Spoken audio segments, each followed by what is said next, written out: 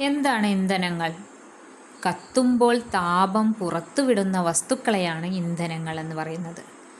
കത്തുമ്പോൾ താപം പുറത്തുവിടുന്ന വസ്തുക്കളെ നാം ഇന്ധനങ്ങൾ എന്ന് പറയുന്നു. വിറക്, കൽക്കരി, ഖര ഇന്ധനങ്ങൾ. വിറക്, കൽക്കരി, ഖര ഇന്ധനങ്ങളാണ്.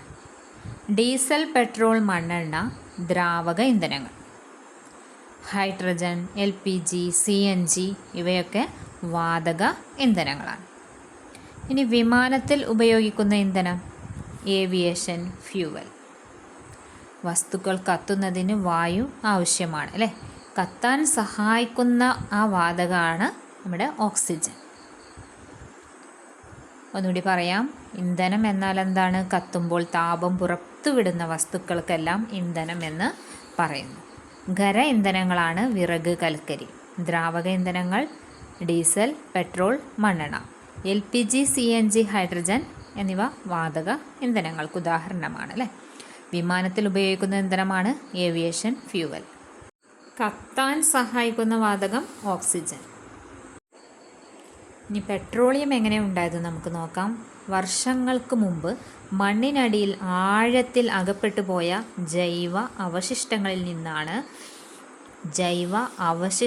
നിന്നുണ്ടായ ഇന്ധനമാണ് നമ്മുടെ പെട്രോളിയം.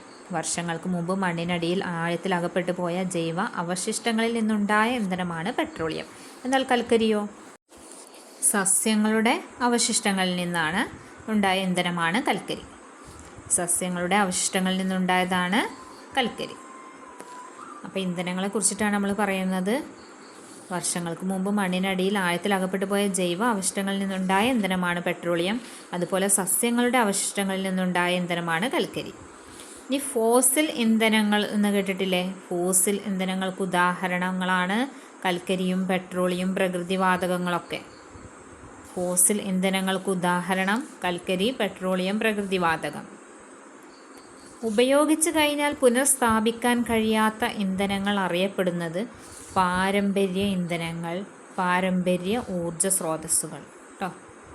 ഉദാഹരണം പെട്രോളിയം, കൽക്കരി, പ്രകൃതിവാതകമൊക്കെ ഉപയോഗിച്ചു കഴിഞ്ഞാൽ പുനഃസ്ഥാപിക്കാൻ കഴിയാത്ത ഇന്ധനങ്ങളാണ്. എത്ര ഉപയോഗിച്ചാലും തീർന്നു പോകാത്ത ഊർജ സ്രോതസ്സുകളാണ് പാരമ്പര്യേതര ഊർജ സ്രോതസ്സുകൾ. പാരമ്പര്യേതര ഊർജ സ്രോതസ്സുകൾക്ക് ഉദാഹരണം സൗരോർജം, കാറ്റ്, തിരമാല. സൗരോർജത്തെ വൈദ്യുതോർജമാക്കി മാറ്റുന്ന സംവിധാനം അറിയപ്പെടുന്നത് സോളാർ സെല്ല്.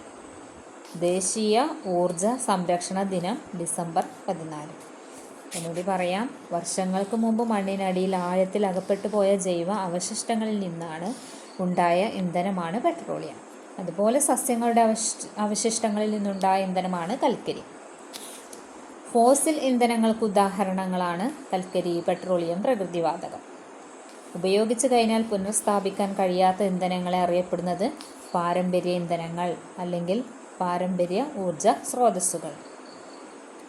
അങ്ങനെ ഉപയോഗിച്ചു കഴിഞ്ഞാൽ പിന്നെ പുനഃസ്ഥാപിക്കാൻ കഴിയാത്ത ഇന്ധനങ്ങളാണ് പെട്രോളിയം, കൽക്കരി, പ്രകൃതിവാതകം. എത്ര ഉപയോഗിച്ചാലും തീർന്നു പോകാത്ത ഊർജ സ്രോതസ്സുകളാണ് പാരമ്പര്യേതര ഊർജ സ്രോതസ്സുകൾ. അതിനുദാഹരണമാണ് നമ്മുടെ സൗരോർജം, കാറ്റ്, തിരമാല. സൗരോർജത്തെ വൈദ്യുതോർജമാക്കി മാറ്റുന്ന സംവിധാനത്തെ അറിയപ്പെടുന്നത് സോളാർ സെൽ. നമ്മുടെ ദേശീയ ഊർജ സംരക്ഷണ ദിനമാണ് ഡിസംബർ 14. ഒന്നുകൂടി പറയാം. ഇന്ധനം എന്നാൽ എന്താണ്? കത്തുമ്പോൾ താപം വിടുന്ന വസ്തുക്കളാണ് ഇന്ധനങ്ങൾ. ഖര ഇന്ധനങ്ങൾ, ദ്രാവക ഇന്ധനങ്ങൾ, വാതക ഇന്ധനങ്ങളൊക്കെ ഉണ്ട് അല്ലേ? അതിൽ വിറക്, കൽക്കരി ഖര ഇന്ധനങ്ങളാണ്. ഡീസൽ, പെട്രോൾ, മണ്ണെണ്ണ ദ്രാവക ഇന്ധനങ്ങൾക്ക് ഉദാഹരണങ്ങളാണ്. LPG, CNG, ഹൈഡ്രജനൊക്കെ വാതക ഇന്ധനങ്ങളാണ്. വിമാനത്തിൽ ഉപയോഗിക്കുന്ന ഇന്ധനമാണ് ഏവിയേഷൻ ഫ്യൂവൽ. വസ്തുക്കൾ കത്തുന്നതിന് ഒരു വായു ആവശ്യമാണ് അല്ലേ? ആ ഒരു വാതകമാണ് ഓക്സിജൻ. അതുപോലെ വർഷങ്ങൾക്ക് മുൻപ് മണ്ണിനടിയിൽ ആഴത്തിൽ അകപ്പെട്ടു പോയ ജൈവ അവശിഷ്ടങ്ങളിൽ നിന്നുണ്ടായ ഇന്ധനമാണ് പെട്രോളിയം ഒക്കെ. എന്നാൽ സസ്യങ്ങളുടെ അവശിഷ്ടങ്ങളിൽ നിന്നുണ്ടായ ഇന്ധനമാണ് കൽക്കരി. ഫോസിൽ ഇന്ധനങ്ങളാണ് കൽക്കരിയും പെട്രോളിയം, പ്രകൃതിവാതകങ്ങളൊക്കെ. ഉപയോഗിച്ച് കഴിഞ്ഞാൽ ഇന്ധനങ്ങളിൽ 2 വിധത്തിലുള്ള ഇന്ധനങ്ങളുണ്ട്. പാരമ്പര്യ ഇന്ധനങ്ങളും പാരമ്പര്യേതര ഇന്ധനങ്ങളും. പാരമ്പര്യ ഇന്ധനങ്ങൾ എന്ന് പറഞ്ഞാൽ ഉപയോഗിച്ച് കഴിഞ്ഞാൽ പിന്നെ അതിനെ പുനഃസ്ഥാപിക്കാൻ കഴിയാത്ത ഇന്ധനങ്ങളെയാണ് പാരമ്പര്യ ഇന്ധനം എന്ന് പറയുന്നത്. എന്നാൽ എത്ര ഉപയോഗിച്ചാലും നമുക്ക് വീണ്ടും വീണ്ടും അത് തീർന്നു പോകുന്നില്ല അല്ലേ? അങ്ങനെയുള്ള എത്ര ഉപയോഗിച്ചാലും തീർന്നു പോകാത്ത ഊർജ സ്രോതസ്സുകളെയാണ് പാരമ്പര്യേതര ഊർജ സ്രോതസ്സുകൾ എന്ന് പറയപ്പെടുന്നത്. അങ്ങനെയുള്ള പാരമ്പര്യേതര ഊർജ സ്രോതസ്സുകൾക്ക് ഉദാഹരണങ്ങളാണ് നമുക്കറിയാം നമ്മുടെ സൗരോർജം, കാറ്റ്, തിരമാല. സൗരോർജത്തെ വൈദ്യുതോർജമാക്കി മാറ്റുന്ന സംവിധാനത്തെ അറിയപ്പെടുന്നത് സോളാർ സെൽ. നമ്മുടെ ദേശീയ ഊർജ സംരക്ഷണ ദിനമാണ് ഡിസംബർ 14.